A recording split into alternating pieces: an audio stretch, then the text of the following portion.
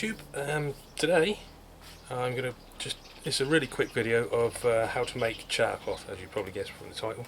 I recently made a few steel strikers for use with flint and traditional fire kits, and one of them's for a friend, Mint Outdoors. If you don't know his channel, I'll put a link to it in the description. And basically all it is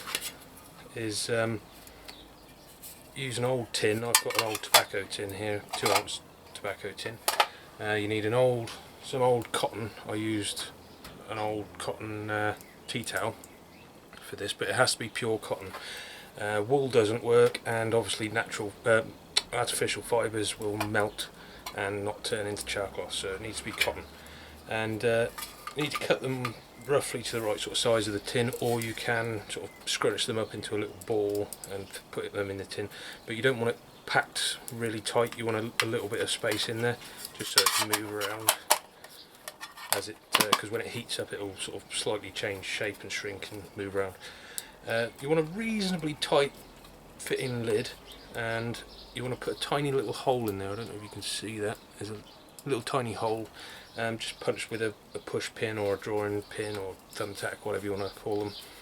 And what we're going to do is put it on a fire and heat it up, so that and then you'll see the smoke will start to come out of the top through that little hole, and you want to leave it on there, excuse me, until the smoke has stopped coming out, and that means it's all done. And the idea of the tin is to try and burn the fabric, burn the cotton without oxygen, so that it doesn't burn completely. It chars, like the same method they use for making charcoal for with wood.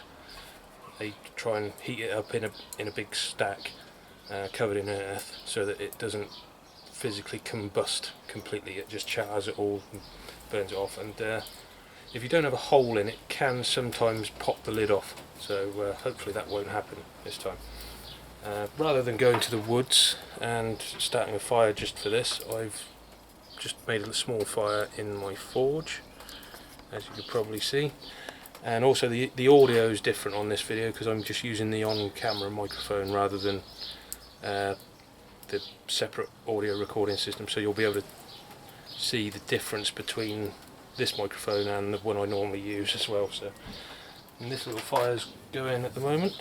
You will need a set of tongs or something to hook it out of the fire, because obviously it's going to be very hot when it's done.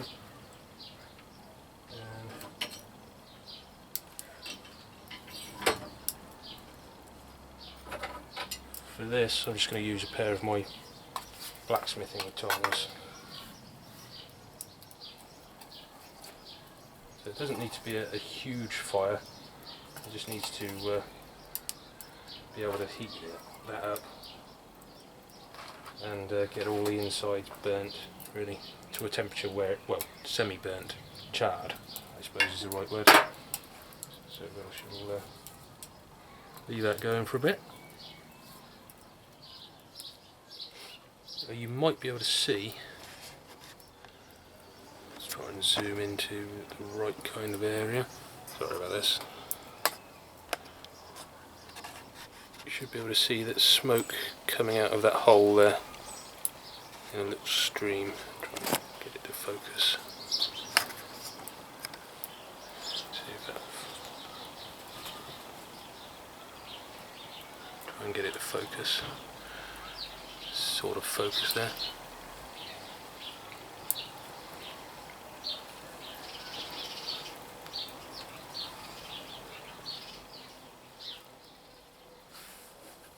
I've just turned it over again, just to make sure that the cloth touching the top of the tin is getting charred as well. As you can see, this flame coming off the back is the volatile gases or fumes that are given off by the material that's burning, and it's basically just impurities and also the dye or whatever they've used in the manufacture of the cloth. So and that we don't want that really, so that's good that that's burning off a bit. And you'll, with the hole as well, you'll often get the little flame shooting out the hole if it's a particularly tight fitting lid, like an air rifle pellet tin or something like that.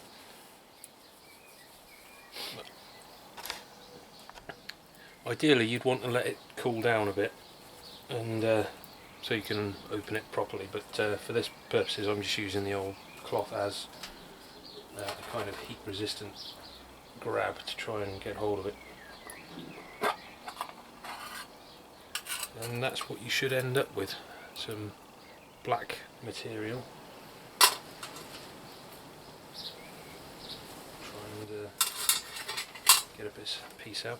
So it can be a little bit fragile, the charcloth, once it's done.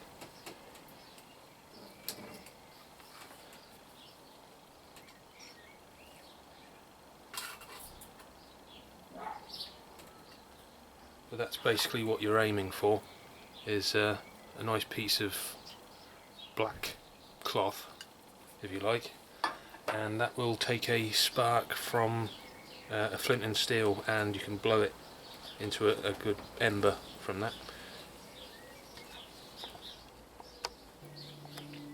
Right, I hope that's been of some use to you and helped you with creating your traditional fire kit if you have the urge to make one, or the desire to make one. So thanks for watching. Cheers.